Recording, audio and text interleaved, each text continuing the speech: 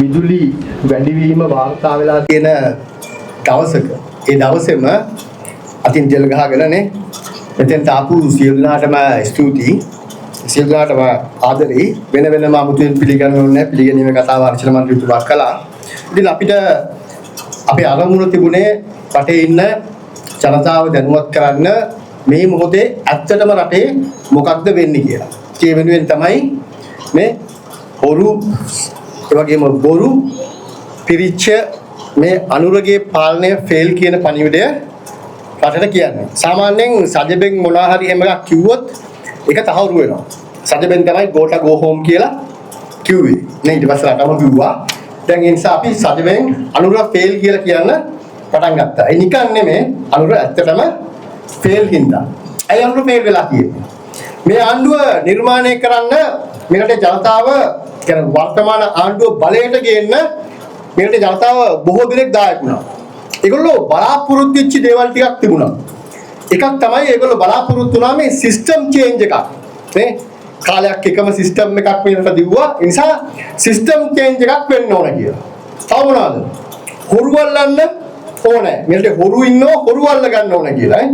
ඊළඟට හොරු අල්ල ගන්න ඕනේ, සිස්ටම් චේන්ජ් කරන්න ඕනේ. ඊට අමතරව පොසත් රටක් ඒගොල්ලෝ කිව්වනේ පොසත් රටක් හදනවා කියලා. ඉතින් ඔය වැඩේට තමයි මේ ආණ්ඩුව ආවේ. දැන් ආණ්ඩුව ඇවිල්ලා අවුරුදු දෙකකට කිට්ටු වෙන්න ඇවිල්ලා තියෙනවා. දැන් අපිට බලා ගන්න පුළුවන් මොකද වෙලා තියෙන්නේ කියලා. අපි දැන් මේ සිස්ටම් චේන්ජ් එකෙන් පටන් ගමුකෝ. නේ? දැන් මේගොල්ලෝ ආපු ගමන් කිව්වනේ ජනාධිපතිවරයෙක්ට යන්න හෙලිකොප්ටර් දෙකක් මොකටද? මගදී එකකින් අනිත් එකට පනින්නද? ඇම්බියුලන්ස් මොකටද? නේ? ඇම්බියුලන්ස් ඉන්නේ රෙඩ්ඩුන්ට විතරයි. VIP වෙන්නේ ඇම්බියුලන්ස් විතරයි. ඒ නිසා සිස්ටම් චේන්ජ් කරන්න තමයි ආවේ. ඒ නිසානේ කිව්වේ මේ තමුත් එකම ගමේ කොල්ලෙක්ට බලය දෙන්නකෝ සිස්ටම් චේන්ජ් කරන්න. දැන් ඇත්තටම සිස්ටම් චේන්ජ් කරලාද තියෙන්නේ. දැන් ඇත්තටම මේ ආණ්ඩුව ආපුවාම මම හිතුවා මේගොල්ලෝ කලින් වේදිකාවේ කියපු දේවල් එක්ක දැන් මේ ආණ්ඩුවේ විදේශ ඇමති විජිත හේරත්ගේ ලිපිනේ තියෙන මේ අක්කල්නේ. එතන පොඩ්ඩක් එහා. මහින්ද ජයසිංහ ඉන්නේ මේ ගම්පහ ආසනේ.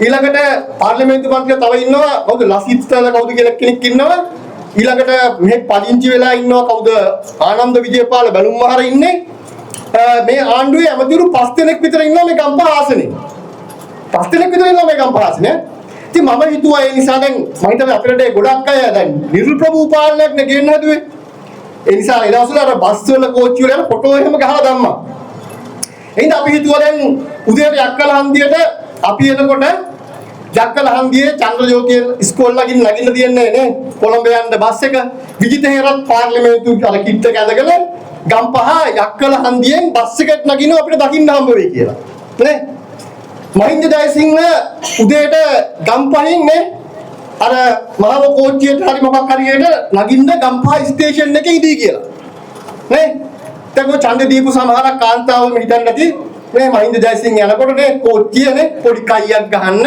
මියටක් විදිහක් නේ පොඩි ලයින් එකක් එහෙම දාන්න නේ එහෙමනේ ඔක වෙන්නේ ඉතින් ඔක්කොම බලන් හිටියා හැබැයි දැන් අවුරුදු එකමාරක් ගිහිල්ලා ඕගොල්ලන්ට කෝච්චියේ හරි බස් එකේ හරි කොහේ හරි මහින්ද ජයසිංහ හම්බුණාද විජිත හේරත් හම්බුණාද නැත්නම් මේ ගම්පහ ඉන්නවා කවුද නේ දන්දියක් බැලුම් මහරන්න පොලිස් ගාඩ් එකක් දාලා ඉන්නවා නේ ආනන්ද විජේපාල ඉන්නවා කවුරු හරි හම්බුණාද එහෙම නිර්ප්‍රභූල හම්බුණාද නෑ හැබැයි සමහරක් වෙලාවට ඕගොල්ලන්ට යක්කල හන්දියේදී ගම්පහදී මාවලන් හම්බ වෙන්න පුළුවන් නේ බයිසිකලයක පයින් හැබැයි අර නිර්ප්‍රභූ කට්ටිය නිර්ප්‍රභූ සිස්ටම් චේන්ජ් එකක් ගන්න ගියපු කට්ටිය කවුරුත් එහෙම හම්බුනේ නෑ ඒ වෙනුවට දැන් අර හෙලිකොප්ටර් දෙකේම අනුර කුමාර දිසානායක යනවා නේ දැන් ඇම්බියුලන්ස් යනවා ඒගොල්ලොත් එක්ක නේ ඒ නිර්ප්‍රභූ කතා වෙනස් වෙලා නිර්ප්‍රභූ කතා නිකන් නේ පටන් ගත්තේ එහෙමනේ පටන් ගත්තේ ගෝල් පේස් එකට ගෙනල්ලා වාහන පොලිමක් ගහලා හැම පෙන්නෝ කට්ටියට ගෝල් පේස් එකේ තිබුණා නේ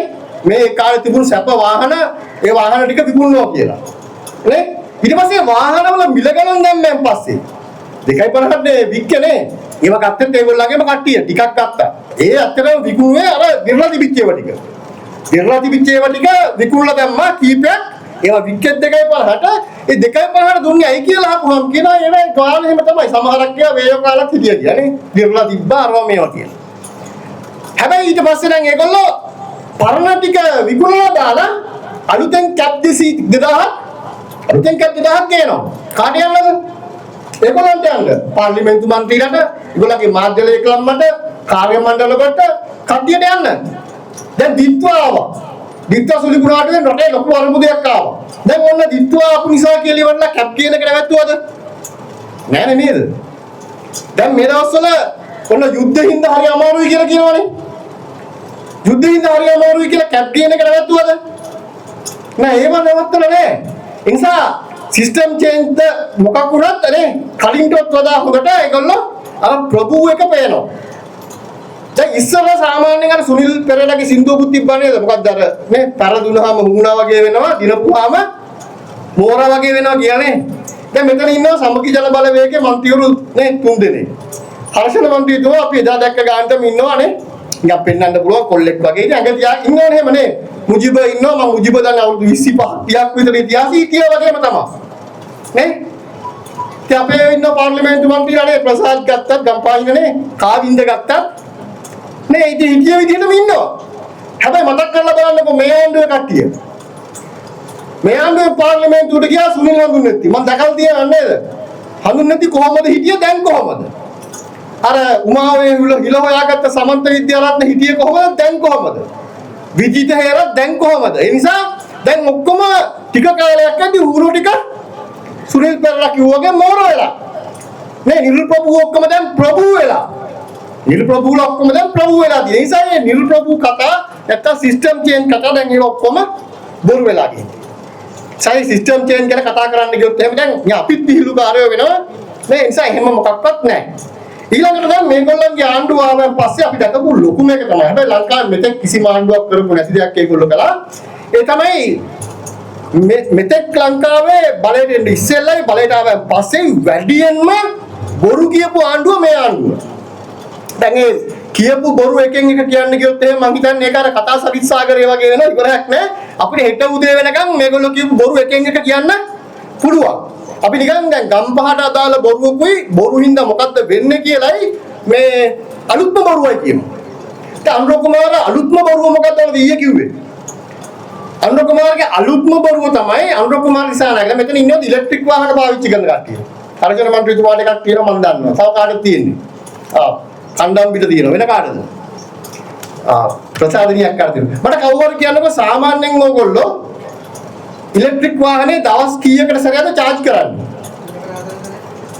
3-4කට සැරයක් නේ. හැමදාම charge කරන්නේ නැහැ නේද? දැන් අනුර කුමාර දිසානායක මහත්තයා මේ විදුලි වල ප්‍රශ්න ගැන කියන්න ගිහිල්ලා. අර හර්ෂණ මන්ත්‍රීතුමා වගේ තව කට් එකක් එනවා. විදුලි බිල වැඩි වෙනවා. ඒ සිග්නල් තමයි අනුර කලින් ඇවිල්ලා දැන් ඒ අනුර කියනවා දැන් මේ විදුලි බිල ගැන කියන්න කියලා කියනවා මේ මෙගාවොට් 300ක් මෙගාවොට් 300ක් යනවා කියලා මේ ඉලෙක්ට්‍රික් වාහන charge කරන්න. ඉලෙක්ට්‍රික් වාහන charge කරන්න මෙගාවොට් 300ක්. මම බලුවා ඇත්තටම ලංකාවේ තියෙන ඉලෙක්ට්‍රික් වාහන ගානත් එක්ක මේ ශ්‍රේෂ්ඨ ඉන්න විශේෂඥයෙක්ගෙන් අහලා බැලුවා. සාමාන්‍යයෙන් කොච්චරක් ඇයිද? එයා කිව්වා ලංකාවේ දැනට තියෙන ඉලෙක්ට්‍රික් වාහන ඔක්කොම ටික එක වෙලාවෙ charge කරත් මෙගාවොට් 300ක් යන්නේ නැහැ. ඒ ලංකාවේ තියෙන ඔක්කොම වාහන ටික එකම වෙලාවෙ charge කරත් 300ක් යන්නේ නැහැ. දැන් සාමාන්‍යයෙන් ලංකාවේ දවල්ට විදුලිය මෙගාවොට් 2300ක් විතර පාවිච්චි වෙනවා. රාත්‍ර 2600ක් විතර පීක්ම වෙලා වෙනවා. ඒතකොට 300ක් කියන්නේ ලොකු ගාණක්. මම බලුවා ඇත්තටම මේ අනුර කියන්නේ කියලා. බලපුවාම දැන් දවස් 4කට සැරයක් නම් වාහනේ charge කරන්නේ. එක වෙලාවෙ ඔබ charge කරන්නේත් නැහනේ. ඒ නිසා ඔය අනුර කියන ගාණෙන් අඩුම ගාණේ පහෙන් එකක්වත් යන්නේ නැහැ ඔය දෙක. දැන් මේ විදුලිය ඒක වෙනම කතාවක් තියෙනවා ගල්නගුරුල්ද කියන්න. මේ ඒගොල්ලන්ගෙන් මේ තියෙන හොරකම බොරුව හංග ගන්න කියන වල අලුත් බොරු. ඒක තමයි බොරු කියන්නේ. ඔය ටිකක් ටෙක්නිකල් නේ. ටිකක් තේරෙන බොරුවක් කිව්වොත් එහෙම ඔයගොල්ලන්ට මතක ඇති. දැන් පහුගිය දිත්වා ආපු වෙලාවේ සාමාන්‍යයෙන් මේ ගම්පහට ගංගොඩුරක් කෙනකොට මට අඩු ගානේ පැය 10ක් 12කට කලින් මම ඔක දන්නවා. ඔක මැජික් එකක් නෙමෙයි. දැන් මීට කලින් මේ පාරනේ මීට කලින් පාර එතකොට මේගොල්ලන්ගේ ආණ්ඩුව නැති කාලේ ඔය ගම් වතුරක් ආපුවාම එතකොට ඉතින් පක්ෂ විපක්ෂ කියලා නෑ මේ රජය ආයතන වලට කතා කරලා වැඩ කරන්නේ දැන් වගේ නෙමෙයිනේ. ඒ වෙලාවෙම ගම්පා පාදීසිලකම් තුමීට කතා කරලා කිව්වා පාදීසිලකම් තුමී හෙට ගම්පා යට වෙනවා. ගොඩක් අපදා කමිටුව කැඳවුවොත් හොඳයි නේද කියලා. ඒකට පාදීසිලකම් තුමී මට කිව්වා පිස්සුද මේ ගම්පාට වැඩි පොදක්වත් නෑ ඔයාලට පිස්සුද කියලා.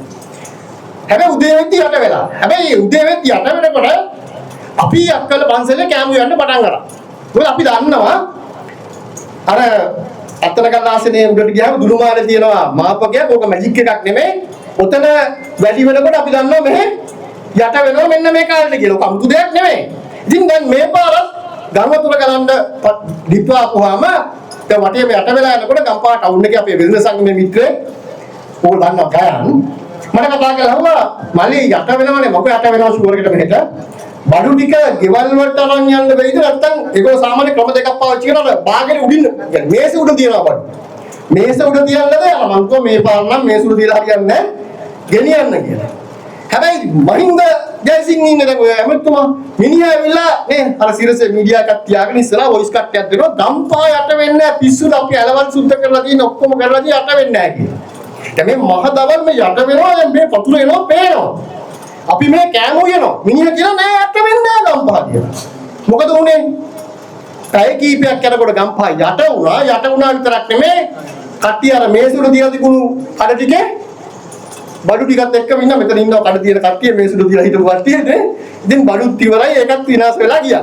හරි ඉතින් ඔන්න ඔයගේ අත්දැකීම් වලින් මේගොල්ලෝ කට ඇරියොත් කියන්නේ පට්ටපල් බොරුවක් කියලා දන්න හින්දාම මේගොල්ලෝ කියන කිසිම දෙයක් මිනිස්සු විශ්වාස කරන්නේ නෑ ඔන්න ඔතරයි බොරු කියපු එකේ ප්‍රශ්නේ තියෙන්නේ දැන් කවුරුත් මේගොල්ලෝ කියන ඒවා විශ්වාස කරන්නේ නෑ ඒ හින්දා කිව්වොත් එහෙම තෙල් හිග වෙන්නේ නෑ ප්‍රශ්නයක් නෑ පෝලිං වලට එන්න එපා මොකද වෙන්නේ අර සෙනසුරාදා ඉඳලා වෙන ආණ්ඩුවක් තිබ්බනම් ඕක වෙන්නේ නැහැ. දැන් මේගොල්ලෝ කියන්නේ තෙල් හිග වෙන්නේ නැහැ කියලා. නෑ කිව්වා ගමන් මිනිස්සු දන්නවා අනිවාර්යෙන් තෙල් හිග වෙනවා කියලා ඔක්කොම පොලිමට එනවා. මේ කිව්වා වගේම හිග වුණා. ඊට පස්සේ දැන් මේ අනුබුදේ ආපු ගමන් යුද්ධ පටන් ගත්ත ගමන් කිව්වා නෑ තෙල් මිල වැඩි කරන්නේ එහෙම ප්‍රශ්නයක් නෑ අපිට සල්ලි දීලා කිව්වා. කියන දවස් දෙකයි තෙල් මිල වැඩි වුණා. දැන් ඊට පස්සේ කියනවා අපි විදුලිය කපන්නේ නෑ කියලා අනුශාසන මණ්ඩලතුමා කිව්වා වගේ අනිවාර්යෙන් ඊයේ විදුලිය කපන්න නෑ කිව්වනම් තව දවස් 3-4කින් විදුලිය කපනවා. ඒක තමයි කතාව. මේගොල්ලෝ කිව්වා ඒ කිව්ව එක කිසි කෙනෙක් විශ්වාස කරන්නේ නෑ. එහෙනම් ඇත්තක් කිව්වත් වැඩක් නෑ. ඒ නිසා මේගොල්ලෝ බොරු කියලා කියන්නේ බොරු වලින්ම තමයි ජීවත් වුනේ. මේ ඉතිහාසෙම ඒගොල්ලෝ කළේ බොරු කියන එක. හරි? ඊළඟට තමයි වැදගත් කතාව හොරු. දැන් මේගොල්ලෝ හොරු වල්ලන්නේ නෑ වෙන්නේ. ළඟදී අල්ලගත්ත හොරෙක් ඉන්නවද? දැන් මේ ආණ්ඩුව ආවන් පස්සේ හිරේ આવපු කවුරු ඉන්නවද?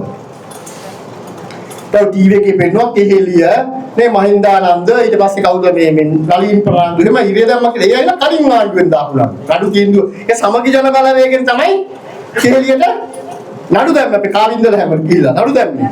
ඊට පස්සේ කවුද මහින්දානන්දලටත් සමගි ජන බලවේගෙන් දැම්මේ. අපි දාපු නඩු උසාවිය අහලා තීන්දුව දෙනකොට අනුරගේ ආණ්ඩුව. හැබැයි අනුරගේ ආණ්ඩුවෙන් අල්ලපු හොරෙකුත් නැහැ, හිරේ දාපුෙකුත් නැහැ. හැමදාම නිවුස් තියනවා.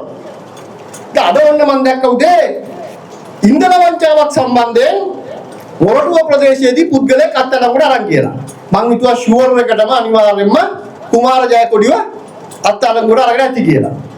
මොරටුව ප්‍රදේශයේදී ඉන්ධන වංචාවකට පුද්ගලයෙක් අත්අඩංගුවට ගත්තා.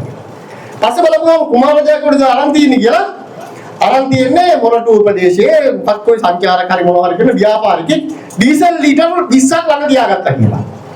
ඔන්න අනුර ඩීසල් ලීටර් 20ක් ළඟ තියාගත්තා කියලා මිනිහෙක් දැන් අල්ලලා දෙනවා. දැන් දවසකට කුමාර ජයකොඩි ඉඳලා ලීටර් කීයක් නාස්ති වෙනවද? කුමාර ජයකොඩි ඉඳලා දවසකට ලීටර් ලක්ෂ 8ක් නාස්ති වෙනවා. ඒ ලීටර් ලක්ෂ 8ක් දීපු එකට ප්‍රශ්නයක් නෑ. 20ක් තියාගත්ත මිනිහව අල්ලනවා. ඔන්න අනුර හොරු අල්ලන්නේ. හොරු අල්ලන හැටි මේ ඇත්තටම හොරකම් කරන හැටි. උදාහරණ ගොඩක් තියෙනවා කියනවා නම් වෙලාව නැහැ නේ. ආණ්ඩුව පටන් ගත්තෙම කන්ටේනර් වංචාවෙන්. කන්ටේනර් 323 මතකයි නේද? ඒක දැන් කතාවක්වත් නැහැ. කන්ටේනර් 323ක් නේ අතුරුදහන් වුණා නේ. වරායෙන් පැන්නුවා. පන්නපු කෙනෙක් නැහැ, තීරණයක් ගත්ත කෙනෙක් නැහැ, වැරදිකාරයෙක් නැහැ. හැබැයි කන්ටේනර් 323 සිද්ධිය තියෙනවා. ඒක ඉතිහාසෙට එකතු වෙලා. ඊළඟට හාල් ගේනකොට ප්‍රශ්නයක් තිබ්බා, හාල් කොටනකොට ප්‍රශ්නයක් තිබ්බා. ඊළඟට ලුණු ගෙනල්ලා මතකයි නේද? රුපියල් 60 ගානට ගෙනාවු ලුණු 180 ගානට තමයි විකුණන්න දුන්නේ. තමන්ගේ ආණ්ඩුවේ හිතවතුන්ට. අර මෝරා වෙච්ච ටීම් එකේ වැඩියෙන්ම මහත් වෙලා ඉන්න කෙනා තමයි හාල් වලට ලුණු වලට ඔය ටිකට වක් කියන්නේ නේ. වසන්ත සමරසිංහ. ඊට පස්සේ අර ප්ලග් බේස් ටෙන්ඩර් එකක් ආව මතකයි නේද? අමුතු ප්ලග් බේස් එකක් ආව මතකද? සාමාන්‍යයෙන් අර නේ වෙළඳ පොලේ රුපියල් 10-15000කට ගන්න බියන ප්ලග් බේස් එකක් රුපියල් 80000ක් කියලා ඒකට පාර්ලිමේන්තුව ඇවිල්ලා චතුරංග එහෙම කිව්වනේ මොකක්ද ඉන්ඩස්ට්‍රියල් ප්ලග් බේස් අරන් කියලා ලොකු බොරු ටිකක් කියලා අන්තිමට වහගන්න බැරුව ඒක නැවැත්තුවා නේ දැන් ඊළඟට වෙනවා ගල් ලඟුරු එක දැන් මම අද කතා කරන්නේ මේක ගල් ලඟුරු වංචාව දැන් ගල් ලඟුරු වංචාව ගැන පොඩ්ඩක් ටිකක් විස්තරයක් කියන්න ඕන ගල් ලඟුරු වංචාව කියන්නේ මොකක්ද ඔබට දන්නවා ලංකාවේ ආණ්ඩුවක් කරන ලොකුම ප්‍රසම්පාදනය ඒක ලොකුම ටෙන්ඩර් ක්‍රියාවලිය තමයි කරන්නේ බලශක්තිය අමාත්‍යාංශය බලශක්තිය අමාත්‍යාංශය සාමාන්‍යයෙන් අවුරුද්දකට රුපියල් ට්‍රිලියන 1.5ක ට්‍රිලියන කිව්වමනේ මිලියන නේ මිලියන නෙමෙයි මිලියනක් කියන ලක්ෂ 10යි නේ මිලියන 1000ක් බිලියනයි බිලියන 1000ක් ට්‍රිලියනයි රුපියල් ට්‍රිලියන 1.5ක විතර ටෙන්ඩර් කරනවා බලශක්තිය අමාත්‍යාංශය දැන් අමාත්‍යාංශය අනුර බාර දුන්නේ අනුරගේ කැම්පස් එකේ අයියා කෙනෙක්ට යාළුවෙක්ට කැලණිය යාළුවෙක්ට කුමාර ජයගුරුට මිනිහා ඊට කලින් අනුරම පෝර සංස්ථාවට පත් කරලා අධ්‍යක්ෂ කෙනෙක් විදිහට පෝර සංස්ථාවේ ලක්ෂ 88ක් හොරගම් කරලා පෝර සංස්ථාවේ පරීක්ෂණයක් කළා දරදිකාරිය වෙලා මිනිහා ඒකෙන් බේරෙන්න කම්කම්සාවියට ගිහිල්ලා එතනනුත් දරදිකාරයෙක් කළා දරදිකාරයෙක් වෙච්ච මිනිහෙක් එකපාරක් හොරගම් කරලා අහුවෙච්ච එකෙක්ට පෝර සංස්ථාවේ ලක්ෂ 88ක් හොරගම් කරපු එකාට ට්‍රිලියන එකමාරක ප්‍රසම්පාදනයක් කරන ආයතනයක් බාර දුන්නාම කොහොමද මේ අර නේ මොකද්ද බාර දුන්නා වගේ නේද අන්න එහෙම එකක් දුන්නා දුන්න ගමන් මිනිහා මොකද කළේ මිනිහා බැලුවා මේකේ නියම වැඩේ තමයි ගල් ලඟුරු නේ ගල් ලඟුරු ටෙන්ඩර් එක කරන්න තිබුණේ අප්‍රේල් මාසේ ඕගොල්ලෝ දැන් ලංකාවට ගල් ලඟුරු හැමදාම ගේන්න බෑ වාර කංකාලට ගේන්න බෑ ඒ හින්දා අප්‍රේල් වල සාමාන්‍යයෙන් කරනවා අගෝස්තු වල මේක දෙනවා හැබැයි මේ ආණ්ඩුව ටෙන්ඩර් නොකර හිටියා ඒ වෙලාවෙත් මම රූපවාහිනී වර්ෂාවකදීම ආණ්ඩුවේ කට්ටියන් ඇහුවා අයි මේ ගල් ලඟුරු ටෙන්ඩර් එක කරන්නේ නැත්තේ මේක අගෝස්තු වෙන්න ඉස්සෙල්ලා දුන්නේ නැත්නම් ලොකු අර්බුදයක් එනවා ගල් ලඟුරු නැතුව ගියොත් එහෙම ගල් ලඟුරු කියන්නේ මම කියවනේ ඕගොල්ලෝ ලංකාවේ දවසකට සාමාන්‍යයෙන් පාවිච්චි වෙන බලශක්තියෙන් 50% කියන්නේ අපි 50% මෙගාවට් 900ක් රැයට පාවිච්චි වෙන බලශක්තියෙන් භාගයක් හදන්නේ ගල් ලඟුරු වලින් ගල් ලඟුරු නැතුව අපිට ඒක කරන්න වෙන්නේ මොනවද ඩීසල් වලින් ගල් ලඟුරු වලින් විදුලි එකකයක් හදන්න ගිය රුපියල් 24යි ඩීසල් වලින් මේක 70 පයින් සෙල්ලම් උතරින් තමයි විදුලි බිල වැඩි වෙන්නේ හරි එහෙනම් ඔක අපි අහුවා ආපුවා මේ ටෙන්ඩර් කළේ නැහැ අගෝස්තු වෙනකන් හිටියා අපි බලුවා මොකද කියලා අගෝස්තු වල අලුත් කම්පැනි 6ක් ලියාපදිංචි වුණා ඔන්න තේරෙනවද වැඩේ දැන් ඔන්න අගෝස්තු වල අලුත් කම්පැනි 6ක් ලියාපදිංචි වෙනවා ඒක ලියාපදිංචි වෙනකම්ම හිටියා ටෙන්ඩර් එක දාන්න එතකොට අපිට තේරෙනවා මොකක් හරි නේ අලුත් ආණ්ඩුවක් අලුත් ලියාපදිංචිකාරයෝ තේරෙනවද කතාව නේ ඊට පස්සේ මොකද වෙන්නේ ඒ කම්පැනිට ලියාපදිංචි වෙන්න මීට කලින් මිලියනයක් ඒක ලක්ෂ 10ක් ගල් ලඟුරු ක්වොලිටි එක අදාළ ගල් ලඟුරු දීලා තියෙන්න ඕනේ ක්වොලිටි එක තියෙන එක 5900ක් කියලා කැලරිෆික් කියලා ඒ කැලරිෆික් 5900 ක තියෙන ගල් ලඟුරු ලක්ෂ 10ක් දීපුව කෙනෙක්ට තමයි මේ ටෙන්ඩර් එක දෙන්නේ මොකද එහෙම කරන්න ඕගොල්ලෝ ගන්නවා සාමාන්‍ය උදේන ආයතන කරලා ඉන්නෝනේ ඔයාලගේ ආයතනයක සාමාන්‍යයෙන් මොනවා හරි ඉන්නේ ඔයාලා ගෙදරක වැඩක් කරන්න වත්තක පිටියක වැඩක් කරන්න කවුරු හරි ගන්නවා නම් ලොකු ප්‍රශ්නයක් නෑ අලුත් කෙනෙක්වත් ගන්නවා හැබැයි වාහනේ ඔබේ පෞද්ගලික වාහනේ එලවන්න ගන්නවා නම් අහනවා ඩ්‍රයිවිං අවුරුදු කීයක් කරලා තියෙනවද මොකද ජීවිතෙත් එක්ක යන්නේ අත්දැකීම් ගන්නවා අවශ්‍ය දේ අත්දැකීම් බලනවා ඉතින් ඒක තමයි කිව්වේ මීට කලින් මේ මෙට්‍රික් ටන් ලක්ෂ 10ක් දීලා තියෙනවද කියලා ඉතින් කලින් ඇහුවේ ඒක අඩු කරලා ලක්ෂයට ඒ ලක්ෂයට අඩු කරා ඒ කියන්නේ එතන තේර අලුත් කෙනෙක් ආව අලුත් කෙනාගේ සුදුසුකම් අඩු කරා ටෙන්ඩර් එක දුන්නා ඊට පස්සේ මොකද උනේ ටෙන්ඩර් එක දෙනකොට මම වැඩක් තියෙනවා ඔය ගල් ලඟුරු ඇමතුමා ගියා රුසියාවට ඔය කතාව මට තමයි හම්බුනේ මිනිහ රස පාර්ලිමේන්තුවේ දිගුවා කම්පැනි මං දන්නේ නැත්නම් මං හම්බ වෙලත් නැහැ කියලා මොකද මට නිකන් මතකයක් තිබ්බා මිනිහ රුසියාවේ ගියා කියලා මං ටග්ගාලා බලුවා විදේශ අමාත්‍යාංශයෙන් හොයා ගන්න පුළුවන් ක්‍රම තියෙනවානේ. මෙයාගේ ට්‍රැවල් අයිටනරි එක. සාමාන්‍යයෙන් මන්ත්‍රී කෙනෙක් කැමති කෙනෙක් යද්දි ට්‍රැවල් අයිටනරි එකක් හදනවා. අරන් බලපුවම ඔක්තෝබර් 15 එයා ගිහිල්ලා තියෙනවා එනර්ජි ඉන්ඩස්ට්‍රි එකේ කට්ටිය හම්බෙන්න රුසියාවේ. මම බලුවා කොහෙටද ගිහින් තියෙන්නේ කියලා. ගිහින් තියෙන්නේ ලංකාවට කලින් ගල් ලඟුරු දීපු සමාගම හම්බ වෙන්න. එතකොට ඒගොල්ලෝ දෙමින් හිටියේ. ඊට පස්සේ ඒ සමාගම හම්බුණා මොකක් හරි අමරිතුමා යෝජනා කරපු දේ වෙන්න නැතුව ඇති ආපු ගමන් ඒගොල්ලන්ගේ තව නැව් පහක් කරන්න තිබ්බා ඒක නැවතුවා. නවත්තලා දුන්නා මේ අලුත් සමාගමට. දැන් අලුත් සමාගම දුන්නා පළවෙනි නව ආව පළවෙනි නව ක්වොලිටිය බාලයි. ගල් ලඟුරු වල විවිධ ක්වොලිටි තියෙනවා. බාල ක්වොලිටි එක ගල්ලකුරු ගෙනාවොත් ඒකේ ප්‍රොඩක්ෂන් එක හොඳ එකේ ගන්නට එන්නේ නැහැ. දැන් ඔන්න බාල එක ගෙනාවා. බාල එක ගෙනාවා පළවෙනි නම ෆේල්. දෙවෙනි නම ෆේල්. තුන්වෙනි නම ෆේල්. හතර ෆේල්. දැන් අපි හැමෝම මේක කියනවා. පාර්ලිමේන්තුවේ කියන අපේ අජිත් පෙරේරා මන්ත්‍රීතුමා කියනවා මේකේ නේ මේ මුජිබ මන්ත්‍රීතුමාලා කෑ ගහනවා. අර විපක්ෂයෙන් ඩීවී චානකලා කෑ ගහනවා. අපිත් කියනවා ඔක්කොම කියනවා. දැන් නව පහක් වෙනකන් ගෙනාවා. එයි මම නව පහෙන් නැවතුවේ. නව පහෙන් නවත්තන්න හේතුව තමයි පස්වෙනි නව වෙනකොට ජනවාරි 31. ඔය ටෙන්ඩර් එකේ කොන්දේසියක් තියෙනවා ජනවාරි 31 වෙනකොට පුළුවන් ඕන නම් මේ ටෙන්ඩර් එක ආපු කම්පැනි දීපු කම්පැනි අප්සෙට් නම් අනිත් මේ ටෙන්ඩර් එක ඉල්ලපු අනිත් කට්ටියගෙන් අහන්න ඕගොල්ලන්ට පුළුවන් ද මේ ගානට දෙන්න කියලා. ඒක කරේ නෑ. ඒක කරන්න තු නිකන් හිටියා. දැන් ගෙනත් තියෙනවා 11 නේ 12ක් ඇවිල්ලා දුරුවිද. කීයක් පාඩුද? පළවෙනි 9 විතරක් කෝටි 850ක් පාඩුයි. කෝටි 850ක් පාඩුයි පළවෙනි 9 ටික විතරක්. හරි. එතකොට දැන් ඒ ඇවිල්ලා විදුලි බලය අඩුවෙන් නිෂ්පාදනය වෙන හින්දා දවසකට 900ක් ඕන එක 700 ගණක් හැදෙන හින්දා පාඩුව. හරි. තව එක තියෙනවා බලාගාරට වෙන හානිය අරෝමේ ඔක්කොම කියන්න වෙලාවක් නැහැ. නිකන් ලොකු ගාණක් පාඩුයි කියන එක තේරෙනවද නේ? දැන් වෙලා තියෙන්නේ මොකක්ද? ඔන්න අපි අනිත් කතාවට එනවා. දැන් මේ දවස්වල ඩීසල් හිගයිනේ. ඔව් හරි. ඇත්ත තමයි යුද්ධයක් තියෙනවා. ඩීසල් හෝමුස් සමුද්‍ර සන්ධිය වහලා තියෙන්නේ. ඒගොල්ලෝ නිකුවේ හෝමුස් ඇහුවට කමක් නැහැ. අපිට දෙල්ලන්නේ ඉන්දියාවෙන් කියලා. විජිතේරත් කිව්වනේ. මීය දන්නේ නැහැ ඉන්දියාවට දෙල්ලන්නේ හෝමුස් වලින් කියලා නේ. ඉතින් ඒක යාගේ දන්නවා තමයි. කොහොම වුණත් දැන් මොකද වෙලා තියෙන්නේ? දැන් අපි පාඩුවට අර බාලගල්ලකුරු ගෙනල්ලා හැමදාම රැට දවල්ට අපිට සූර්ය බල ශක්තිය තියෙනවා. රැට සූර්ය බල ශක්තිය නැහැ. රැට ඒ නිසා මෙගාවට් 150ක් ඊ 179ක් අඩුයි. දවසකට 200 150 අඩුයි. මේ අඩු වෙන එක හදන්නේ මොනවෙන්ද? මේ අඩු වෙන එක හදන්නේ ඩීසල් වලින්. ඒක දවසකට සාමාන්‍යයෙන් ඩීසල් ලීටර් කීයක් යනවද? ඔය බලාගාරේ කියන්නේ ගොරොච්චෝට බාලගල්ලකුරු ගෙනාපු හින්දා අඩු වෙන බල ශක්තිය හදන්න කොච්චර කරනවද? දවසකට ලීටර් ලක්ෂ 8මාරක් යනවා. දවසකට ලීටර් ලක්ෂ 8මාරක් යනවා. හැමදාම සපු ගස් ගන්න යනවා ඒවට බලාගාර වලට. ලක්ෂ 8මාරක් යනවා. දැන් සතිය දවසක් වැහුවා. බලාත් දවස වැහුවා. බලාත් දවස වහපුවාම නේ බලාව නිමාඩුනේ. බලාව නිමාඩු දුන්නා මොකද වෙන්නේ? අර බලාව නිමාඩු දුන්නාන් පස්සේ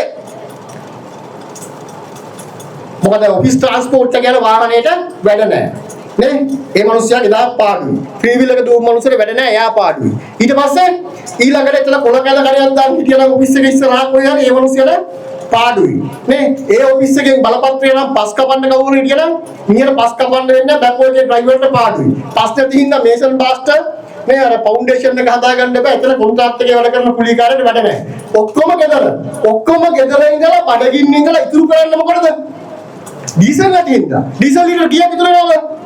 දල වශයෙන් බදාල දවස වහලා තිබ්බාම මගේ ගණන් හැදීම අනුව මේක වැරදි නෑ බොහොම වක්කීමෙන් කියන්නේ ඉතුරු කරන්න පුළුවන් ඩීසල් ලීටර් ලක්ෂ 5යි.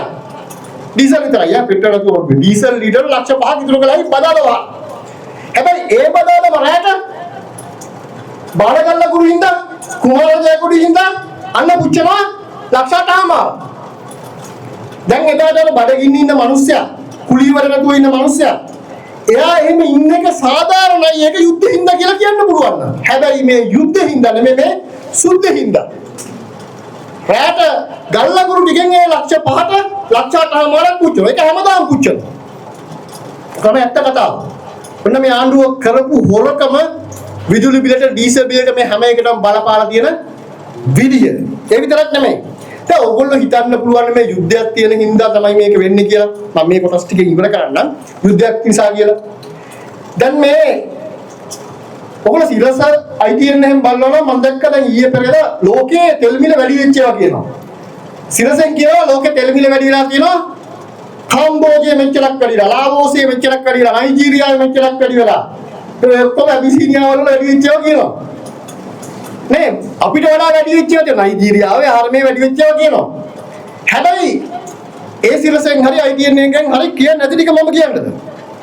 ලංකාවේ මේ 30ක් විදුලි බිල ඉන්ධන බිල වැඩි වුණා. ලංකාවේ 30ක් වැඩි වෙනකොට අනිත් රටවල් වල බලන්න වැඩිලා තියෙන්නේ කීයද? ඉන්දියාවේ 9%යි. මාලදීවයිනේ පුංචි මාලදීවයිනේ 5%යි. බංග්ලාදේශي අරගලයක් එහෙමත් තිබ්බනේ 18%යි. ඊට පස්සේ නේපාලේ 11%යි. පාකිස්තානේ 20%යි. ලංකාවේ කීයද? 36යි. ඒකම මම උදේ ආපු ගමන්ම කිව්වේ දකුණු ආසියාවේ වැඩිම ඉන්ධන මිල වැඩි වීම උනන් පස්සෙත් ආවට ඕගොල්ලන්ට ස්තුතියි කියලා. තෙල් ගහන්න ඉන්න වෙන්නේ. හරි. ඒකලා මේ ලංකාව තමයි වැඩියෙන්ම වැඩි කරලා තියෙන මේ කලාපේ. මේ ආණ්ඩුව. හරි අපි අතීතයට යමුකෝ. ඕගොල්ලෝ මෙතන ඉන්න වැඩි හිටියන්න මතක ඇති. මේ අපිටත් මතකයි. 1990 කුවේට් වල යුද්ධයක් තිබ්බා. අවුරුද්දක් විතර ගියා. ඉරාකයේ කුවේට් ආක්‍රමණය කරලා සදාම් හුසේන්. ඒ වෙලාවත් හෝමුස් සමුද්‍ර සංධිය වැහුවා. නේ? දීර්ඝ යුද්ධයක්. ඒ වෙලාවේ ලංකාවේ ජනාධිපතිවරයා හිටියේ කවුද? ආර්.ප්‍රේමදාස ජනාධිපතිතුමා. ඒ වෙලාවේ මොකද උනේ? මේක තමයි වැදගත් කාරණා මට කියන්න ඕනේ. ඒ වෙලාවේ ලංකාවට කුවේට් වල සෞදි වල හිටපු සේවකයෝ ලක්ෂයක් ආපහු ආවා. ලක්ෂයක්. ලංකාවේ ප්‍රධාන ආදායමක් රෙමිටන්ස් විදේශ ආදාය ආයෝජන. ඒ වෙලාවේ ලක්ෂයක් ආවා. තාම මේ යුද්ධෙන් ඉඳන් කවුරුත් ඇවිල්ලා නැහැ. ලක්ෂයක් ආවා. ඒ ලක්ෂයක් ආව විතරක් නෙමෙයි ඒ වෙලාවේ තෙල් මිල වැඩි වුණා. බොරතෙල් බැරල් එක 15කට තිබිලා 42කට වැඩි වුණා. ඒ කියන්නේ බොරතෙල් බැරල් එක වැඩි වුණා 3 ගුණයකින් වැඩි වුණා. ලක්ෂයක් සේවකයෝ මෙහෙට ආවා. මේ වෙලාවේ වැඩි වෙලා තියෙන කීයද? එක රුපියල් 60 නේ ඩොලර් 60 තිබිච්ච එක 118 දෙගුණයයි කියමුකෝ. අර වෙලාවේ 3 ගුණයක් වැඩි වුණා මේ වෙලාවේ දෙගුණයයි. ඒ වෙලාවේ 1990 දී ආර්.ප්‍රේමදාස පාලන කාලේ තෙල් මිල වැඩි වුණේ කීයද? ඒ වෙලාවේ වැඩි වුණේ තෙල් මිල ඩීසල් 9.60 ඉඳන් රුපියල් 13ට. භූමි තෙල් 6.58 ඉඳන් 8.88ට. ඒ කියන්නේ කොච්චරද? භූමි තෙල් වැඩි වුණේ 33කින්. ඩීසල් වැඩි වුණේ 35කින්. දැන් බොරතෙල් දෙගුණකින් වැඩි වුණා මේ ආණ්ඩුව 36ක් වැඩි කළා. ඒ වෙලාවේ 3 ගුණයකින් වැඩි වුණා. හැබැයි එතනින් නිකන් හිටියේ නෑ ඒ වෙලාවේ. ඒ වෙලාවේ ආණ්ඩුව ඒ තෙල් වැඩිවීම නිසා ඇතිවෙච්ච උද්දමනය බඩු මිල ඉහළ යාමට ආරක්ෂාවක් විදිහට පෞද්ගලිකාංශයේ වැඩිම වැටුප් වැඩිවීමක් දුන්නා 23ක වැටුප් වැඩිවීමක් දුන්නා. දැන් ගන්න. ඒ වෙලාවේ 23කින් පෞද්ගලිකාංශයේ වැටුප් වැඩි කළා. ඒ වගේම අඩු ආදායම් ලාභීන්ට දෛනික සහනාධාරයක් ඒ වෙලාවේ ලොකු ගාණක් රුපියල් 500ක් දුන්නා. ඒ වෙලාවේ මේ ලොකු අරුබුදයක් තියෙද්දි ඒ විතරක් නෙමෙයි අර ලක්ෂයක් ලංකාවට එනකොට එයාපෝර්ට් එකේ ඉඳන් ගෙදරට යන ආණ්ඩුවෙන් ඒ වියදමක් දුන්නා. ලක්ෂයකට වන්දි අරන් දුන්නා ඩොලර් 4000 ගාන. ඩොලර් 4000 ගාන ලක්ෂයකට වන්දි අරන් දුන්නා 88000 ගානකට ගෙවුවා එකෙන් 18000 ධාතු විතර ඉතුරුනා ඩොකියුමන්ට් ප්‍රශ්නෙින්ද. ඒ 90 දී 1990 දී ඊට පස්සේ ආපහු එක්සත් ජාතික පක්ෂය කියන්නේ සමගි ජන බලවේගය අපි ඔක්කොම හිටපු ආණ්ඩුවක් 2003 ආව 2002 ආවා 2002 ආණ්ඩුවේ කුජීට පතක ඇති 2002 ආණ්ඩුවේදී අවුරුදු 10කට පස්සේ අර මගේ ඇරිච්ච 12000ට ආයෙ වන්දි දුන්නා මිලියන 650ක්. දැන් මතක් කළා බලන්න අනුර කුමාරගේ පකරම් තහඩුවේ වන්දියත් එක්ක අනුර කුමාරගේ පකරම් තහඩුවට ලක්ෂ 10ක් දෙනවා කියලා දුන්නද? හැබැයි එහෙම නෙමෙයි අපි කලේ. අවුරුදු 10කට පස්සේ ආය ආණ්ඩුවක් ආපුවාම අර ඩොකියුමන්ට් වල ප්‍රශ්න දෙන්න බැරි වෙච්ච වන්දි ඔක්කොම දුන්නා. අනේ එහෙමයි ආණ්ඩුව වැඩ කරන්නේ. හරි. යුද්ධ තියෙද්දි හරි මේ උතුරේ යුද්ධයක් තියෙද්දි දකුණේ තියෙද්දි නේ උතුරේ යුද්ධයක් තිබුණා 2003 උතුරේ විතරයි ඔය 90 ආර්.ප්‍රේමදාස මහත්තයා මේ කුවේට් යුද්ධයට මුහුණ දෙනකොට දකුණේ යුද්ධයක් උතුරේ යුද්ධයක් යුද්ධ දෙකක් තියෙද්දි හරි එහෙමයි රටවල් වල නායකයෝ මේ ප්‍රශ්න වලට මුහුණ දුන්නේ. හැබැයි දැන් මේ ආණ්ඩුව මොකද්ද කරන්නේ? මේ ආණ්ඩුව එකම එක දෙයයි කරන්නේ. මම මෙතනින් මයි කතාව ඉවර කරනවා. මේ ආණ්ඩුවේ තියෙන කැට දෙකක්. මේ ආණ්ඩුවේ තියෙන කැට දෙකක්. එක කැටයක් තියෙනවා පැලවත්තේ තිල්විසිල්ල මහත්තයාගේ. අනිත් එක තියෙනවා මුදල් ඇමති අනුර කුමාර දිසානායකලා. ඒගොල්ලෝ හිතන්නේ ආණ්ඩු කරනවා කියන්නේ මේ කැට දෙක පුරවන එක කියලා. දැන් මේ දවස්වල තිල්විසිල්ල මාර සන්තෝෂෙන් ඉන්නේ. මිනිහට තේරෙන්නේ නැහැ මේ ප්‍රශ්න අනම්මන ලොකුවට. මිනිහට ඕවා වැඩකුත් නැහැනේ. මිනිහා හරි සන්තෝෂෙන් ඉන්නේ ඇයි? දැන් මෙයා ඒගොල්ලන්ගේ ක්‍රමය හදලා තියෙන්නේ පාර්ලිමේන්තු මන්ත්‍රීවරුන්ව බාර දීලා තියෙන ස්පොන්සර්ලාට. මන්ත්‍රීලාගේ වීදම් බලා ගන්න. නැහැ කියවනම් එක එක ස්පොන්සර් ගානේ නමත් එක්ක මං කියනවා. මන්ත්‍රීලා බාර දෙන ස්පොන්සර්ස්ලාට. ස්පොන්සර්ලා තමයි ඒගොල්ලන්ගේ වාහන දෙන්නේ තෙල් ගහන්න ඒව කරන්නේ. ඒගොල්ලන්ගේ වැටුප ගන්නවා පැලවත්තට. නේ පැලවත්තට. හැබැයි මේ ආණ්ඩුවේ සල්ලි. දැන් ආණ්ඩුවෙන් කාර්යාල දීමනාවක් දෙනවා රුපියල් ලක්ෂයක් නේ. කාර්යාල දීමනාවක් දෙන්න කාර්යාලයක් ගන්න. මිනිස්සු වැඩ කරන්න. ඒක දාන්නේ නැහැ. ඒ ගම්පා ඉන්නවනේ. මන්ත්‍රීවරුනේ ලසිත් බාසල චමින්දර ඒවල කාර්යාල නැහැනේ. මහජන දින කාර්යාල අර ලක්ෂ ගන්නවා හැබැයි. ඒක පැලවත්තට. ඒ වගේ මන්ත්‍රීවරුන්ට දෙන තෙල් ගහන්න ගිහලා මිනිස්සු හම්බෙලා වැඩ කරන්න. විජිත හේරත් එහෙම යනවා පේන්නේ නැහනේ. මිනිහා දින රටනේ ඉතින් මිනිහා ජාත්‍යන්තර වැඩ ඉංග්‍රීසියෙන් අපිට තේරෙන්නේ නැත්නම් මිනිහා කරන වැඩ. මේ කාටවත් තේරෙන්නේ නැත්නම් අදාළත් නැහැ. ඊළඟට ඔය කවුරුත් අපිට හම්බෙන්නේ නැහනේ. ඒ තෙල් ටික ගන්නවා පැලවත්තට. දැන් මේ වෙලාවේ තෙල් ලීටරයක් රුපියල් 100කින් වැඩි වුණාම මොකද වෙන්නේ? මන්ත්‍රී කෙනෙක්ට හම්බ වෙනවා තෙල් ලීටර 150ක් නේ 150ක්ද 200ක්ද හම්බ වෙනවා ඔය කෙනෙක්ට ඇමති කෙනෙක්ට ඇමතිගේ මීඩියා සෙක්‍රටරිට සාමාන්‍ය 120 150 ඔය ගණන් හම්බ වෙනවා මීඩියා සෙක්‍රටරිට අර කාර්ය මණ්ඩලය ඔක්කොම හම්බ වෙනවා ඇමති කෙනෙක් ඉන්නවා 4 දෙනෙක් විතර ඔය තෙල් හම්බ වෙනවා ඔය හම්බ වෙන තෙල් ප්‍රමාණයට සල්ලි හම්බ වෙන්නේ තෙල් ලීටර 125ක සල්ලි ආගේ පඩියට එනවා දැන් ටිල්ලින් සිල්ල මේ දවස්වල ගණන් හදනවා අම්මට උඩු දැන් තෙල් වැඩි වුණා රුපියල් 100කින් මට මාසෙකට 15000 ගාන එනවා එක්කෙනෙක්ගෙන් වැඩිපුර පැලවත්ත කැටේක. මියාරි සන්තෝෂේ කියන පැලවත්ත කැටේ කරනවා. ලංකාවේ මොන වුණත් මේ වෙලාවේ පැලවත්ත කැටේට දාන්න නැතුව කිසි දෙයක් ලංකාවේ වෙන්නේ නැහැ. කිසිම දෙයක් ලංකාවේ වෙන්නේ නැහැ මේ වෙලාවේ පැලවත්ත කැටේට සල්ලි දාන්න නැතුව. ඉස්සර පාරේ තිබුණු කැටේ දැන් පැලවත්තට ගිහින් තියෙන පැලවත්ත කැටේට සල්ලි දාන්න ඕන. ඊළඟ එක දින ඔන්න කුමාර ළඟ. දැන් ගියා අයවැය ඉදිරිපත් කළා කිව්වා අපි ළඟ ඇති වෙන්න සල්ලි දිනවා කියලා. ඒ සල්ලි ටිකෙන් අපි ඔය දිට්ටුව අපලා උකෝ මිනිස්සු ගැන බලන්න කියලා. මිනිස්සු ගැන බලන්න කියද්දි විපක්ෂ නායකතුමාට කිව්වා අනේ ප්ලීස් පොඩ්ඩක් ඉන්න.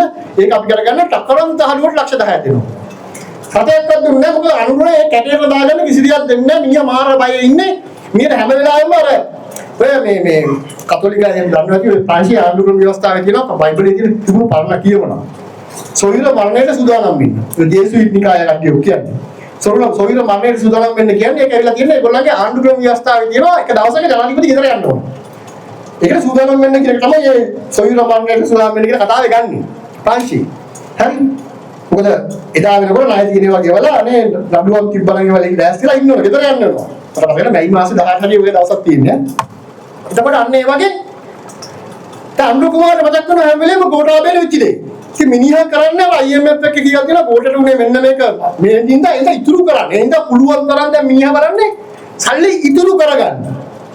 හැබැයි දැන් ඒ ඉතුරු කරගත්ත සල්ලි වලට මොකද වෙන්නේ කියලා වෙලාව නැහැ මම වෙන වෙලාවක් කියන්නම්. අර මේ රෝබියාගේ දෙයට මොකද්ද වෙනවා වගේ දැන් තෙල් බිල ගෙවනකොට වාෂ්ප වෙලා යනවා. මිනිස්සුන්ට දුන්නෙත් නැහැ මොකක්වත් නැති වැඩකුත් නැහැ. ඒක ඕක තමයි එයාගේ ක්‍රමය. ඒ නිසා දැන් මේ වෙලාවේ රටේ ජනතාවට ලෝක වෙළඳ එයාගේ මචරි කිව්වහම ලෝක වෙළඳ පොලේ වැඩි වෙනකොට වැඩි කරන එක නෙමෙයි. ආර් ප්‍රේමදාස ලෝක වෙළඳ පොලේ වැඩි වෙද්දී වැඩි වුණේ යම් 3 ගුණයක් වැඩි වෙදී නේ 135යි. හැබැයි ඒක වැඩි වෙනකොට එන පීඩනය වැඩි කරලා සහන ආධාර දීලා ඒක බලාගත්තා මේ රටේ මිනිස්සුනේ. අන්න ඒකට යම් මුදලක් වෙන් කරන්න ඕනේ. ඒක කරන්නේ නැහැ. ඒක අනුරලා දාලා නැහැ මොකද හේතුව? කැටේ පිරනවා නම් එච්චරයි. ඉතින් මම මේක ඉවර කරද්දි මම මෙන්න මේක කියන්න පොඩි උදාහරණයක් කියනවා. අපි මුංචි කාලේ මගේ ගෙවල් තිබුණේ මේ මගලගොඩනේ. ඉතින් අපේ ගමේ පන්සල තමයි දඩගමුවේ පන්සල. පන්සල මට ගිහින් තියා දඩගමුවේ පන්සලට අපි මුංචි කාලේ දඩගමුවේ පන්සල ඉස්සරහා තියෙනවා පොඩි යකෙක්ගේ රූපයක්. ඔය යකාගේ රූපෙට කාසියක් දැම්මම යකා hina වෙනවා ලයිට් එකක් පත් වෙනවා. ඉතින් අපි හරි ආසයි අපි මොකද පොඩි කාලේ දඩගමුවට ගියොත් අනිවාර්යෙන් ගෙදර කට්ටියගේ සල්ලි ඉල්ලලා ඔය යකාගේ කටට දානවා කාසියක්. යකා hina වෙන්නේ. ඉතින් අන්න ඒ වගේ තමයි මේ කැට දෙක. එක කැටයක් තියෙනවා පැලවත්තේ තිල්විසිලා හිනස්සන්න ඕන නම් පැලවත්තට දෙක දාන්න ඕන. අනුර කුමාර සතුරු කරන්න ඕන නම් මහබාන්දාගාරේ කැටේට දාන්න ඕන. හැබැයි ඒක දලගමුවේ පන්සල යකා වගේ තමයි දාපුව ආපහු හම්බ වෙන්නේ නෑ. ඒක ඒ පන්සලේ. ඒක එහෙම තමයි. අන්න ඒ වගේ තමයි මේක. ඒක තමයි මේ ආණ්ඩුවේ ක්‍රමය. ඕකනේ මේ ආණ්ඩුවක් කරන විදිය. ආණ්ඩුවක් කරන විදිය ගැන කතා කරන්න ඇවිල්ලා ඉන්නවා අපේ චරිත හේරත් මන්ත්‍රීතුමා. එයා එක කතා කරන්නේ. එයා ආණ්ඩු කරපු එක්ක.